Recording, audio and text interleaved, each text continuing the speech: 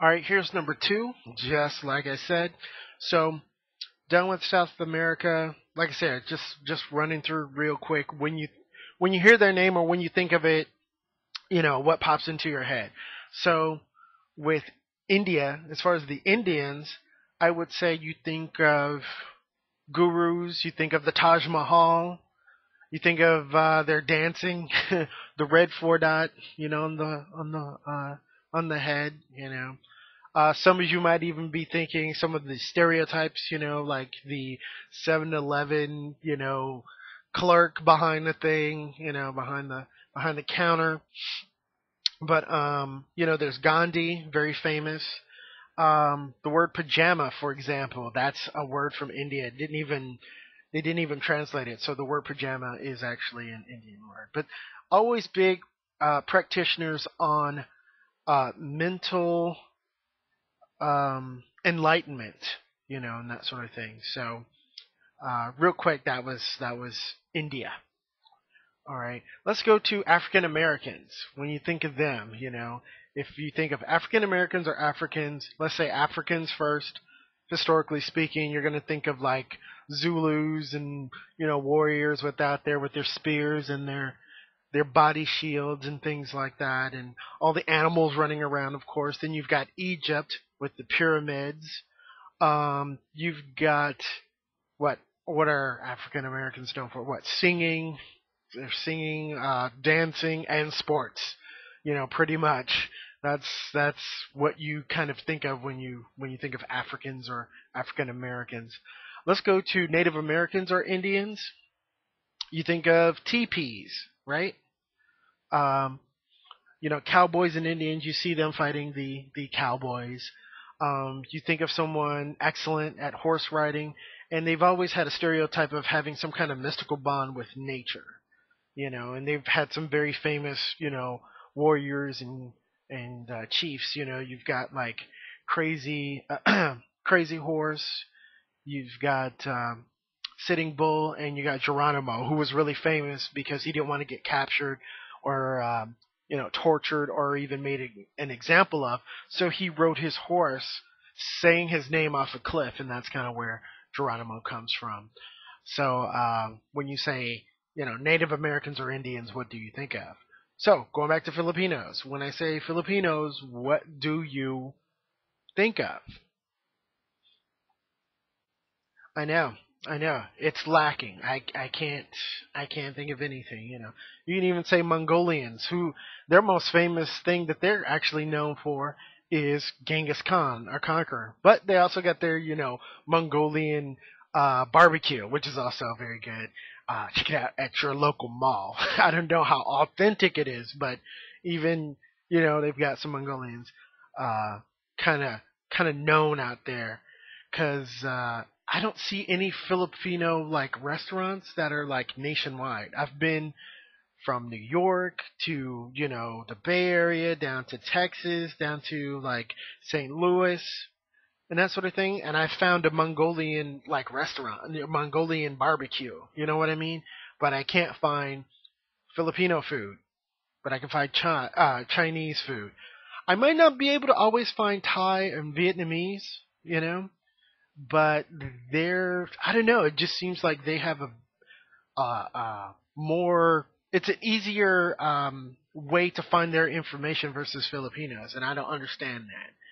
And so while I was over in the like not knowing all of that, and I was just like I said, kicking things. This is off the top of my head.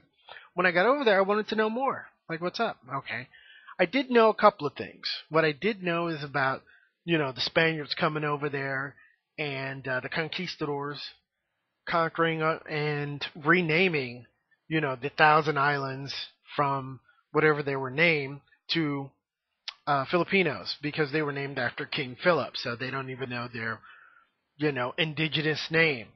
Um, there is Tagalog, but who's to say if that's the same language that was once part of the islands? I know language does change over hundreds of years.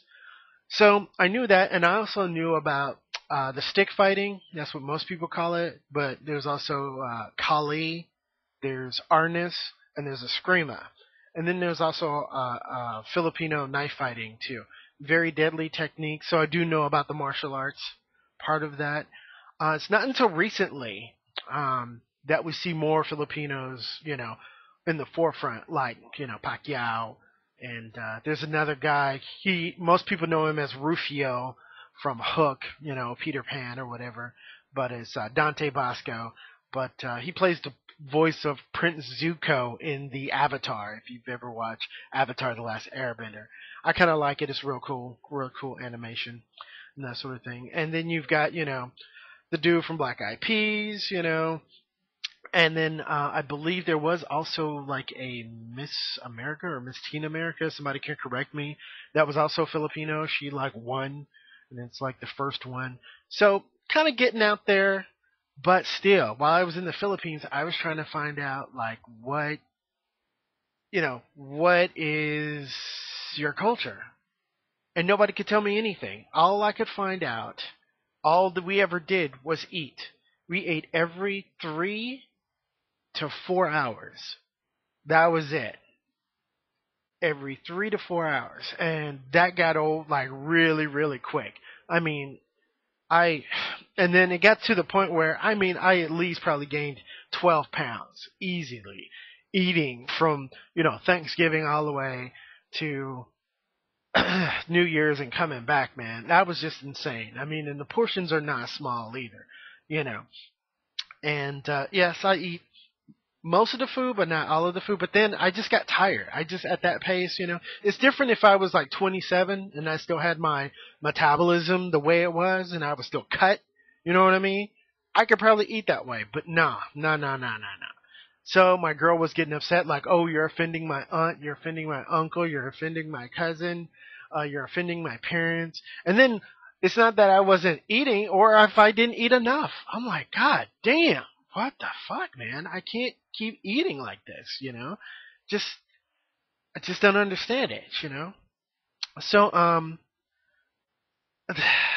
tried to get a sense of like, okay, I know that the Philippines doesn't have like at least where I was, and then I was trying to find more about like, okay, famous warriors and things like that, and there were some, but it's sort of like, why aren't Filipinos known as much as all these other races? And the only thing I could come to the conclusion with, and, being around them for so long, like so many, right? And I'm grouping this with Guam too. Guam is a little different.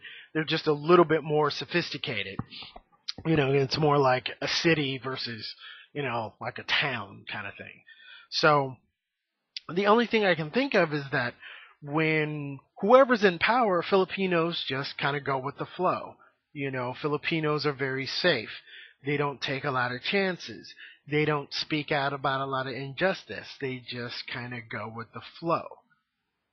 And, that's, I don't know. I don't know why there aren't any great, Filipino conquerors. Maybe it was hard for, to send troops through boats to all those 1,000 islands, you know what I mean? Maybe that was hard. I don't know. But all I got out of being there was eating and, a lot of little family stuff. People would tell these little simple stories which bored me to death. I sat there and listened through all these little stories, but not intellectually stimulating. Nobody really talks about politics. That's the thing, with other people, you may be able to talk some of those things, and I do say maybe. I'm just going by my experience. Maybe this would be different if I was in, let's say, a Japanese home, or if I was with a Brazilian family, and I'm meeting their family for the first time, or Korean, whatever. I don't know. I can only go by what I know, what I've seen, and what I'm experiencing. And that is kind of the conclusion I'm coming up to, is that, not until recently, Filipinos have just been kind of cruising along and not really taking any chances. And they just sit back and let everybody else kind of, do these things. And, that's why they kind of remain invisible. All right, I'm going to wrap it up in number 3.